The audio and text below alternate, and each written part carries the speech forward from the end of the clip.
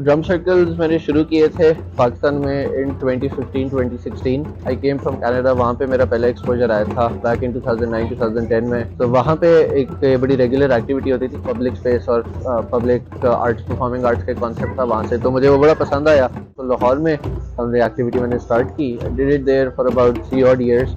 तो हमारी एक इनिशियल 10-12-14 लोगों की टीम बन गई थी। 2018-17-18 आई मूव टू इस्लामाबाद। तो इस्लामाबाद में भी जब आए तो एक कॉन्सेप्ट मुझे ऐसे बड़ा पसंद था, तो ड्रम सर्कल का कॉन्सेप्ट मैंने यहाँ पे शुरू किया। I met few like minded people and friends, और वो भी म्यूजिशियंस थे, उनके साथ बजाना शुरू किया हम लोगों ने। एंड यहाँ पे हमने पहला इवेंट अपना 2018 में कराया था।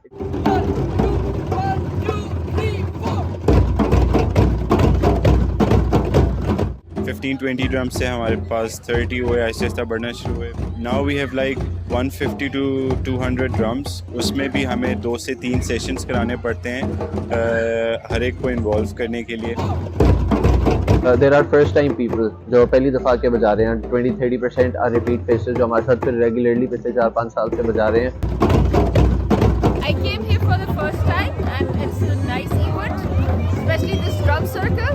We should keep on promoting such events for the younger ones, and I think for every age we should promote these events.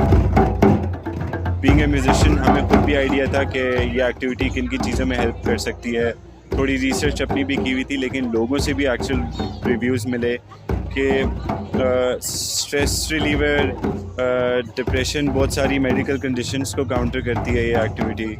Sense of achievement आपको फील होती है इस एक्टिविटी के बाद। We start a circle by telling you what the drum is, किस तरह बजाया जाता है, क्या साउंड है। हम एक बेसिक एक्सरसाइज कराते हैं। ड्रम सर्कल जो खुद फी चार्ज करता है वो सिर्फ फुल मून सर्कल की करता है, जस्ट बिकॉज उसमें बहुत सारी एक्टिविटीज़ और इंसेंटिव्स और भी होते हैं।